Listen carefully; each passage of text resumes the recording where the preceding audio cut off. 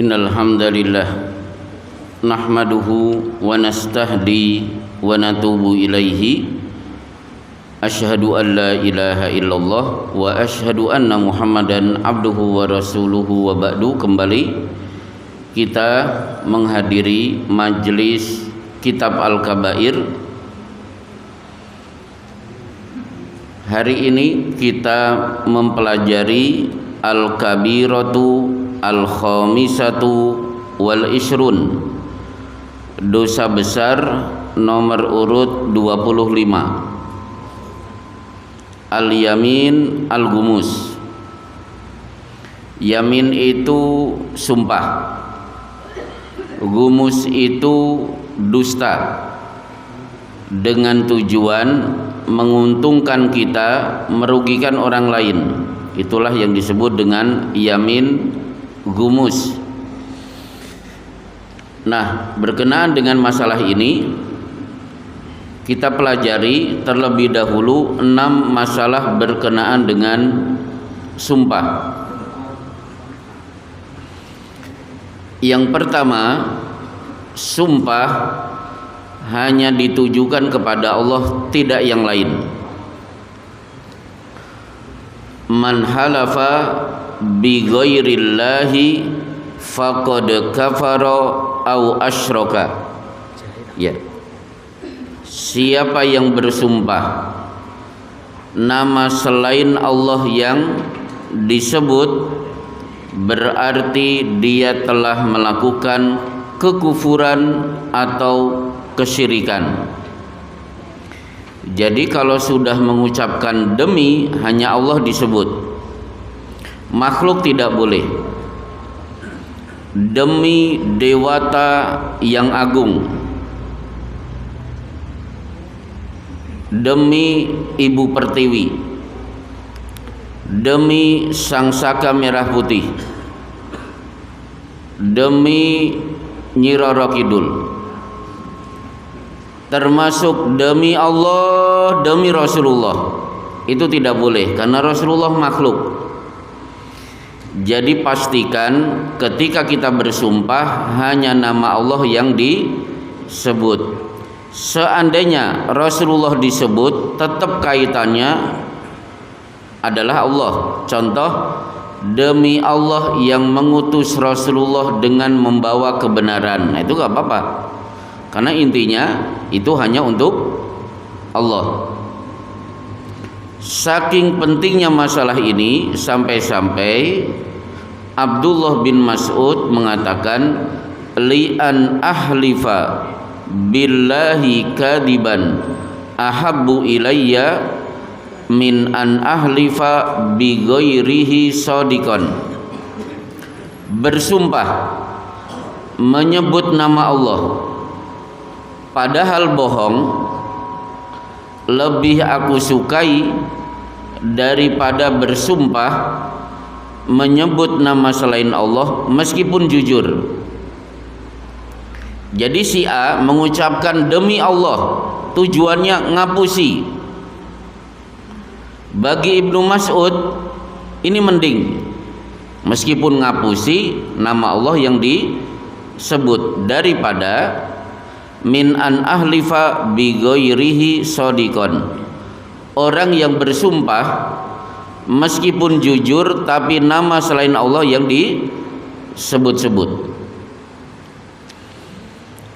Termasuk man halafa faqala fi halfihi wallata wal uzza faqul la ilaha illallah. Siapa yang terlanjur mengucapkan sumpah demi Lata dan Uzza, segera gugurkan dosanya dengan mengucapkan kalimat la ilaha illallah.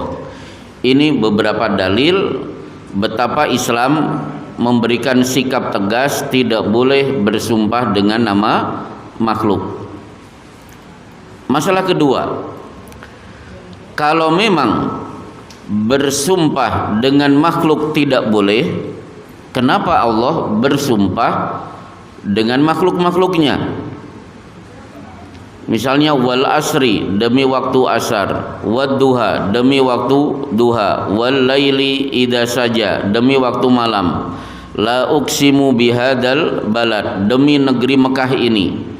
Kemudian watini wazaitun, demi buah tin dan buah zaitun. Jawabannya macam-macam. Allah melarang kita bersumpah menyebut nama makhluk, tapi kenapa Allah bersumpah malah menyebut nama makhluk-makhluk ciptaannya? Jawaban pertama, Allah sengaja menyebut nama makhluk dalam bersumpah supaya kita mempelajari, menelaah, menghayati makhluk yang disebut-sebut oleh Allah.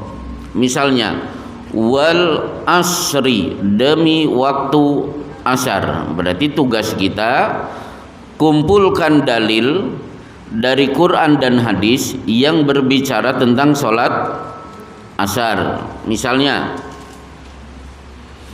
pelajaran tentang sholat asar. Oh, sholat asar itu adalah sholat yang diwajibkan oleh Allah Subhanahu wa ta'ala kepada kaum muslimin di tahapan perintah sholat kedua. Karena sholat itu, bapak-bapak, tahapan perintah sholat itu ada 4. Yang pertama, ketika Rasulullah sudah mulai berdakwah, sembunyi-sembunyi, pelan-pelan, ternyata yang turun perintah dari Allah untuk ibadah adalah ya ayyuhal muzammil qumil laila illa qalila. Perintah sholat tahajud, hukumnya wajib. Akhirnya sholat tahajud ditunaikan kaum muslimin. Rentang sekian tahun, ternyata sudah saatnya umat Islam terang-terangan memproklamirkan bahwa saya sudah muslim. Turun ayat fasda ma tu'mar wa a'rid anil musyrikin. Terang-terangan wahai Muhammad, gak usah sembunyi-sembunyi lagi. Begitu terang-terangan, Al-Muzammil ayat akhir turun mengumumkan bahwa sholat tahajud mulai hari ini hukumnya tidak wajib, berubah menjadi sunnah. Yang tidak tahajud gak apa-apa, tapi ada perintah sholat yang wajib. Apa itu? Sholat subuh dan asar.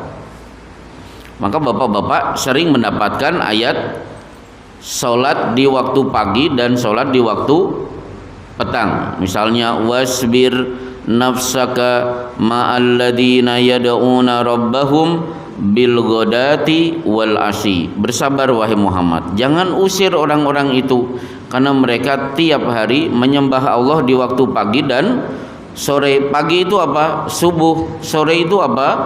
Asar. Berjalan beberapa tahun, Rasulullah pun diperintah untuk menunaikan Isra dan Mi'raj. Yang tadinya sholat sehari 2 kali berubah menjadi 5 kali.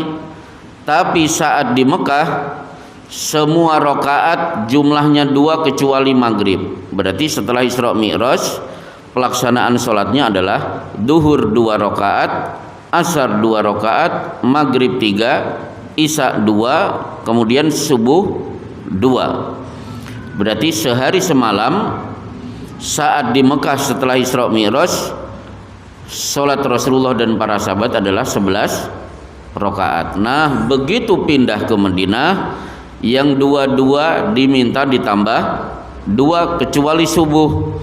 Berarti zuhur 2 jadi 4, asar 2 menjadi 4, maghrib 3 tetap 3, isya 2 menjadi 4, subuh tetap 2 tapi bacaannya sedikit agak lebih panjang.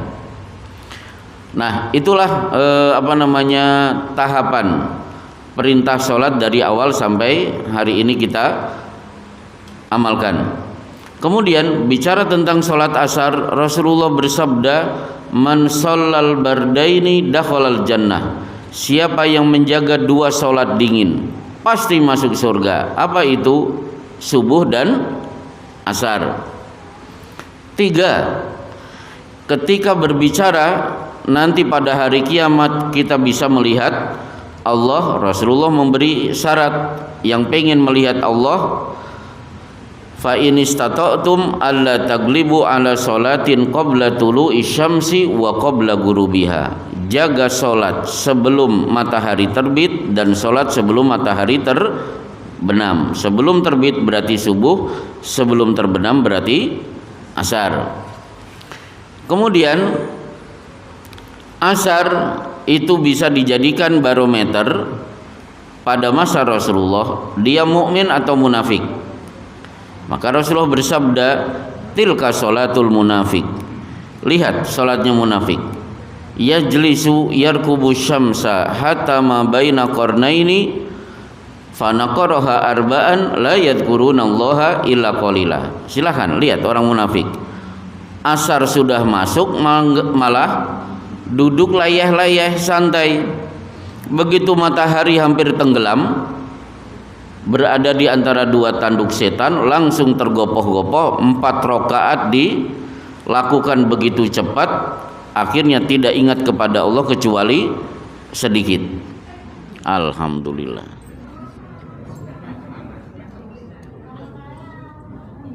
Oh, total ini.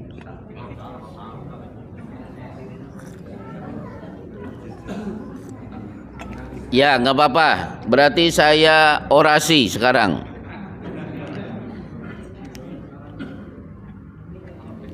Baik, kita lanjutkan. Kemudian berbicara tentang asar, puncak waktu asar terbaik adalah hari Jumat. Maka Rasulullah berpesan, faltamisuha akhira sa'atin minal asri. Manfaatkan sebaik-baiknya akhir-akhir dari waktu asar pada hari Jumat. Maka bapak-bapak, kalau hari Jumat ba'da asar kira-kira sekarang jam 5 atau 5:04, kalau bisa sudah mandi, sudah wudu, pakaian rapi, menghadap kiblat, berdoa kepada Allah, karena itu waktu paling spesial. Dan bicara tentang sholat asar, sekali seumur hidup Rasulullah terpaksa sholat asar pada waktu matahari sudah terbenam. Jadi ketika matahari sudah terbenam, terpaksa beliau sholat asar.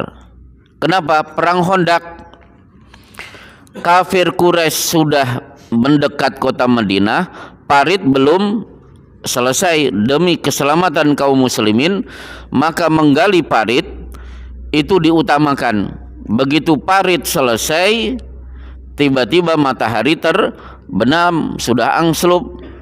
Rasulullah terpaksa sholat asar pada waktu maghrib, dan akhirnya beliau bersumpah, mala Allahu kuburahum sagaluna an salatil wusta. Aku doakan semoga kuburan orang-orang kafir dipenuhi dengan bara api, karena gara-gara mereka kita terlambat sholat asar. Baik, jadi kalau ada ayat Allah bersumpah dengan nama makhluk, berarti kita diperintahkan untuk mempelajari makhluk yang disebut-sebut oleh Allah. Hikmah kedua, kenapa Allah bersumpah dengan nama makhluk? Bapak perhatikan dalam Al-Quran, kalau Allah sedang bersumpah dengan nama makhluk, berarti pada surat itu Allah sedang bercerita dua kelompok yang berbeda. Contoh, wal asri, demi waktu asar. Kelompok pertama, innal insana lafi husrin. Sesungguhnya manusia aslinya adalah rugi. Ini kelompok pertama. Kelompok kedua, siapa yang tidak rugi? Illalladzina amanu, kecuali yang hidupnya dipenuhi dengan iman, wa amilus solihati, dan beramal soleh, wa tawasau bil haqqi, nasihat menasihati untuk mengingatkan kebenaran, wa tawasau bisabri, dan nasihat menasehati untuk menjaga kesabaran. Berarti ada kelompok yang beruntung, ada kelompok yang rugi. Contoh lagi, wal fajar, demi waktu fajar, wal fajar walayalin asyar. Apa walayalin asyar? Tanggal 10 Dzulhijjah, 10 malam di bulan Dzulhijjah. Kira-kira tanggal 10 Dzulhijjah bapak-bapak di mana? Ketika di Mekah 10 Dzulhijjah loh Pak. Aduh, harus diulangi nih hajinya. 10 Dzulhijjah berarti malam 10 Dzulhijjah ada di Musdalifah. Kita berangkat dari Arafah untuk mendapatkan mabit di Musdalifah pada malam 10. Baik, walayalin asyar, wal fajar walayalin asyar, wasyaf'i wal watar, demi bilangan genap dan bilangan ganjil. Kenapa? Manasik haji itu ada genap, ada ganjil. Ketika bapak-bapak sedang tawaf, tawaf itu 7 kali. Selesai tawaf 7 kali, bapak minggir sholat 2 rakaat. Tawafnya ganjil, sholat 2 rakaat di maqam Ibrahim itu genap. Walaili idza yasar, demi malam sudah berlalu ketika manasik haji sudah paripurna selesai. Berarti kelompok pertama wal fajar itu kelompok orang yang menunaikan ibadah haji. Orang yang haji itu apa? Khusyuk, banyak nangis, rendah hati, banyak ingat dosa. Beda dengan kalimat berikutnya, walayalin asyr wasyaf'i wal watar walaili idza yasar, hal fi dzalika qasamul lidhi hijr. Nah, kalimat berikutnya, alam taro kaifa fa'ala rabbuka bi'ad. Tidak engkau perhatikan wahai Muhammad bagaimana Allah melakukan tindakan kepada kaum Ad, Irama dzatil imad, yang tinggal di negeri namanya Iram, membuat bangunan tinggi-tinggi. Wa tsamudal ladzina jabus sakhra bilwad, dan kaum Samud yang memotong gunung-gunung batu menjadi rumah-rumah yang kokoh. Wa fir'auna dzil autad, dan Fir'aun yang memiliki banyak pasukan. Fa'aktsaru fihal fasad, dan banyak melakukan perbuatan kerusakan. Fasabba alaihim rabbuka sauta adab, Allah timpakan cemeti adab. Berarti wal fajar itu menerangkan kelompok pertama orang yang haji. Kelompok kedua adalah kaum terdahulu yang sombong-sombong, yang akhirnya diadab oleh Allah Subhanahu wa ta'ala. Saya beri contoh lagi. Watini, demi buah tin. Buah tin itu di mana? Buah tin itu di Damaskus, negerinya Nabi Nuh. Wazaitun, demi buah zaitun, tumbuh subur di Palestina, negeri kelahiran Nabi Isa. Wa turi sinin, demi bukit Tur Sina, pernah dinaiki oleh Nabi Musa. Wa hadzal baladil amin, demi kota Mekah, negeri yang aman, negeri yang dibuka oleh Nabi Ibrahim, yang akhirnya diteruskan oleh Nabi Muhammad sallallahu alaihi wasallam. Berarti sumpah-sumpah ini berbicara satu tentang ulul azmi. Ulul azmi digambarkan, dilambangkan dengan buah tin, yaitu Nabi Nuh. Buah zaitun, yaitu Nabi Isa. Bukit Tur sina Nabi Musa, wa hadzal baladil amin, demi negeri Mekah yang aman, yaitu negeri yang dibuka Ibrahim dilanjutkan oleh Muhammad sallallahu alaihi wasallam. Di sini ada dua kelompok. Siapa? Laqad khalaqnal insana fi ahsani taqwim.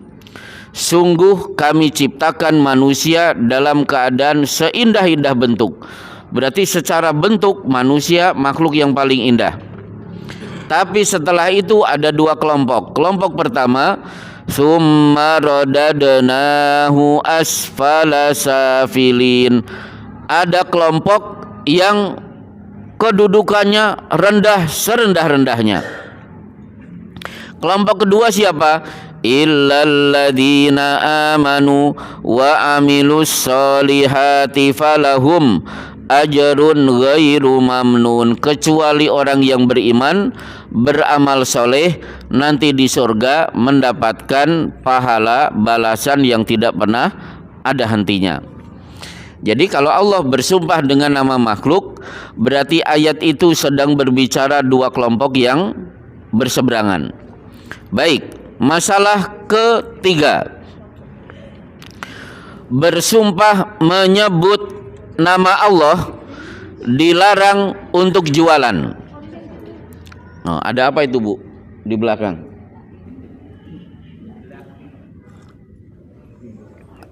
Baik.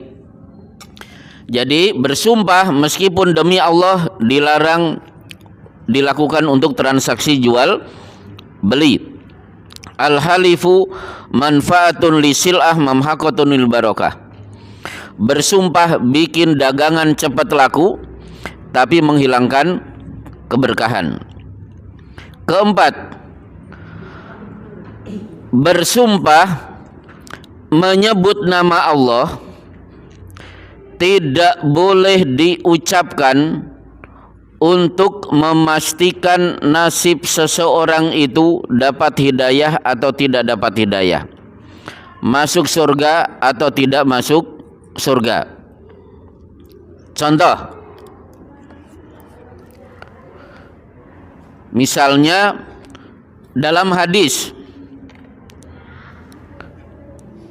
tolong adik-adik yang di belakang, ini terjadi saingan. Kakaknya orang soleh, adiknya kurang ajar. Setiap adiknya pulang dari berbuat maksiat, kakaknya selalu memberi nasihat. Setiap diberi nasihat, kalau kata orang Masaran malah soyo dadi. Akhirnya kakaknya kemeropok, cudek, anyel, apalagi Bu, muangkel. Keluarlah sumpah, wallahi la yaghfirullahu li fulan, demi Allah fulan adikku tidak mungkin tobat, tidak mungkin dapat ampunan. Allah marah dan Allah berfirman, man dalladzi yata'alla alla aghfira li fulan. Siapa yang berani sembrono bersumpah dengan namaku, si fulan adiknya tidak mungkin dapat hidayah. Faqad ahbatu amalaka, wahai kakak yang soleh, seluruh amalmu terhapus dan hidayah ditukar. Kakaknya hidayahnya dicabut, diberikan kepada adiknya, gantian kakaknya menjadi pelaku maksiat sampai mati, adiknya malah menjadi orang baik sampai mati. Jadi hati-hati Pak. Misalnya bapak-bapak anyel dengan Ahok misalnya, wallahi nggak ada Ahok itu peluang masuk Islam, bahaya, itu nggak boleh. Jadi Ahok hari ini masih hidup, kita tidak tahu akhir perjalanan Ahok dalam keadaan seperti apa. Kalau kita diskusi mana yang lebih jahat, Umar bin Khattab saat jahiliyah atau Ahok, pasti kita akan menjawab Umar jauh lebih jahat. Ternyata Umar masuk Islam. Bahkan satu-satunya sahabat yang istana di surga hampir dimasuki Rasulullah itu istananya Umar bin Khattab. Baik. Kemudian berbicara tentang sumpah, maka kita masuk masalah inti sekarang. Ada dua sumpah yang dibahas dalam bab ini. Satu, yamin munakidah, bersumpah untuk tidak melakukan sesuatu di masa yang akan datang, atau bersumpah mengharamkan sesuatu yang dihalalkan. Contoh, di malam kajian Ramadan saya memberi contoh, ada ibu-ibu perut sakit habis makan bakso, keluar sumpah, wallahi sampai mati saya tidak akan makan bakso. Saking anyelnya dengan bakso. Gara-gara bakso mencret-meset, masuk rumah sakit, habis 20 juta. Tiba-tiba ibu-ibu ini melihat status WA tetangganya. Ternyata tetangganya baru saja selesai belajar bikin bakso, tersedia 4 mangkok. Diumumkan siapa yang duluan datang mencicipi bakso yang saya racik, hadiahnya umroh gratis. Wah, udah peninglah ibu itu, udah kebacut, wallahi sampai mati saya tidak makan bakso. Bagaimana caranya? Silahkan dilanggar sumpahnya. Dengan cara apa? Fa'it'amu asyarati masakina min awsati ma tut'imuna ahlikum. 10 orang miskin berikan makan sampai kenyang. Au kiswatuhum, kalau dia pedagang baju boleh tidak usah nasi bungkus, tapi 10 baju yang bisa menutup aurat. Kalau tidak, alternatif terakhir saum 3 hari, baru dia boleh makan bakso. Dan sumpah ini pernah dikeluarkan oleh Aisyah radhiyallahu anha ketika berkonflik dengan keponakan kesayangannya. Dua-duanya neng-nengan, sampai Aisyah saking anyelnya mengucapkan, demi Allah sampai mati aku tidak akan bertegur sapa dengan keponakanku. Hari pertama, hari kedua, hari ketiga, terus sebulan pertama, sebulan kedua, ternyata dua-duanya tidak saling bertegur sapa. Penduduk Madinah merasa prihatin. Aisyah diberi nasihat, ayo Aisyah cabut sumpahmu. Kemudian Abdullah keponakannya, wahai Abdullah kamu yang muda, ayo cepat minta maaf kepada bibi. Ternyata dua-duanya bersikukuh, enggak ada ceritanya Abdullah bertegur sapa dengan bibinya lagi. Akhirnya berlalu 1 tahun, sampai akhirnya para sahabat mendapatkan ide menjebak bibi dan keponakan untuk bertemu sehingga tidak bisa belok lagi. Betul, jebakan berhasil, dua-duanya tabrakan, tidak bisa belok lagi. Para sahabat segera menangis, memohon-mohon Aisyah dan Abdullah untuk saling minta maaf. Akhirnya Aisyah hatinya luluh, Abdullah kemudian minta maaf. Setelah itu Aisyah segera membayar kafarat. Baik, ini yang disebut dengan yamin munakidah. Yang kedua, inti pembahasan hari ini adalah bersumpah dengan sumpah yamin gumus.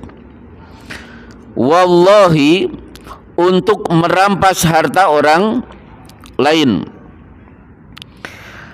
Inilah yang dimaksud dalam pembahasan hari ini. Dan ini pernah terjadi ketika pada masa tabi'in. Korbannya adalah seorang sahabat, dan sahabat ini bukan sahabat sembarangan. Satu di antara 10 orang yang dijamin masuk surga. Siapa? Sa'id bin Zaid. Dia punya sebidang rumah diserobot oleh seorang wanita bernama Arwa. Di meja sidang, Arwa mengucapkan, demi Allah, ini rumahku. Entah bagaimana jalannya sidang, intinya hakim memenangkan si perempuan ini. Dengan mengucapkan demi Allah, dia membawa bukti-bukti. Akhirnya Said bin Zaid diminta legowo tinggalkan rumah itu. Dia tinggalkan rumah itu, kemudian menghadap ke kiblat, mengangkat kedua tangan, Allahumma a'mi basaraha waqtulha fi ardiha. Ya Allah, butakan mata wanita itu dan aku minta matikan dia di rumahku yang hari ini dia serobot. Doa orang terdolimi dikabulkan. Tidak usah nunggu tahun depan, besok wanita ini matanya buta, akhirnya terperosok ke dalam sumur yang ada di rumah Said bin Zaid, dan dia mati. Tidak ada yang mau mengevakuasi mayatnya. Wa kana qabruha, akhirnya sumur itu menjadi kuburnya. Ini yang disebut dengan yamin gumus, bersumpah untuk merampas harta saudara sesama muslim. Termasuk yamin mirip-mirip dengan yamin gumus adalah misalnya jualan madu, nama Allah disebut-sebut, ditulis surat An-Nahl perintah minum madu, ditulis hadis tentang keutamaan minum madu, padahal madunya palsu. Nah, itu termasuk. Orang ini termasuk yang la yukallimuhumullahu yaumal qiyamati wala yuzakkihim wala yanzuru ilaihim. Allah tidak mau melihat, Allah tidak mau mengajak bicara, dan Allah tidak akan mensucikan dosa-dosanya pada hari kiamat. Baik, selesai. Jadi jangan bawa nama-nama Allah untuk ngapusi, intinya begitu. Sekarang ada tanya jawab. Ini semoga saya bisa baca ini. Saya kalau sholat selalu angop sampai bunyi hah. Apakah ada larangannya? Ya, baik. Bicara tentang menguap, Rasulullah bersabda, at-tatha'ubu minasyaiton. Baru sholat sudah angop, baru baca Quran sudah angop, itu berasal dari setan. Padahal sebelum sholat tidak angop, tapi begitu mau takbiratul ihram angop. Sebelumnya mesam-mesem, tapi begitu baca Quran angop lagi. Itu berarti dari setan. Kemudian Rasulullah bersabda, fa idza tatha'aba ahadukum falyaqdim mastata'a. Siapa di antara kalian yang angop, tahan sekuat-kuatnya agar mulut tidak terbuka. Bagaimana kalau tidak kuat karena dorongan terbuka begitu luar biasa? Falyadu fahu fi fihi. Segera letakkan telapak tangan di mulut. Fa idza qalaha, apabila dia angop, mulut terbuka lebar, keluar kata ha, akibatnya dua. Fa inna syaitana yadhak, setan akan tertawa melihat betapa jeleknya wajah orang itu. Yang kedua, fa inna syaitana yadkhul, setan akan masuk ke dalam tubuh orang itu lewat mulut sehingga leluasa masuk ke aliran darah, ujung-ujungnya mudah untuk menggoda orang itu supaya berbuat maksiat. Nah, apabila ibu-ibu angop, keluar kata-kata ha saat sholat, berarti sholatnya batal. Inna sholata la yasluhu fiha syai'un min kalamina. Sholat itu tidak sah kalau tercampur dengan perkataan manusia. Baik, selesai angop. Ada pertanyaan lain? Saya persilahkan. Ya, silakan Pak. Untuk meyakinkan pembeli, kalau kita kan tadi dilarang bersumpah di mana-mana. Ya. Dan kalau kita menetapkan insyaallah dan kenyataannya barang itu masih insyaallah masih bagus. Ya. Itu bagaimana? Kalau insya Allah boleh. Jadi untuk meyakinkan pembeli, biar pembeli senang belanja, itu bisa dengan cara misalnya Rasulullah bersabda kepada para pedagang, zin warjih, timbang dengan timbangan yang pas, setelah itu kasih tambahan. Berarti timbangan itu tidak dikurangi, malah kalau bisa ditambah. Itu insya Allah iklan bagus, gak usah pakai sumpah. Itu satu. Atau menggunakan teori dunia. Caranya apa? Pastikan Bapak jualan itu dibutuhkan di masyarakat. Maka jangan jualan AC di Tawangmangu, jangan. Jadi jualan yang memang masyarakat itu butuh di tempat yang strategis, apalagi dikemas dengan kemasan bagus, tapi hindarkan ucapan demi Allah. Tapi seandainya di sini ada pedagang, maka saya sampaikan yang dituntut oleh Allah kepada pedagang adalah mencari hasil yang berkah, bukan yang penting lakunya banyak. Contoh, saya dapat cerita di Madinah, seorang syekh mengatakan, di Madinah itu ada pedagang kurma, berderet pedagang kurma. Ada pedagang soleh luar biasa. Dia didatangi pembeli, merasa sebelumnya sudah ada beberapa pembeli. Si pedagang menjawab apa? Mas, jangan beli kurma di tempat saya.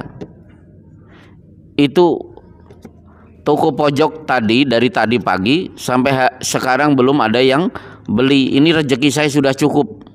Silakan belanja ke sana. Nggak tahu di Masaran ada nggak Pak ini? Nggak ada ya Pak ya. Jadi bagi dia hari ini sudah cukup. Dia tolong temannya yang dari pagi belum dapat pembeli. Nah, kalau bisa seperti itu, itulah keberkahan. Jadi yang dicari bukan yang penting laku keras, sementara dia tidak peduli dengan saudara sesama muslim yang hari ini juga mencari rezeki. Baik, insya Allah boleh. Ada lagi yang bertanya? Ini jam udah mancing waktu Isya Pak ini. Sudah ya? Alhamdulillah. Baik, ini saja kajian kita. Alhamdulillah, meskipun lampu mati, kita bisa menyampaikan materi dengan maksimal. Wassallallahu ala Muhammadin wa ala alihi washabihi ajmain. Assalamualaikum warahmatullahi wabarakatuh.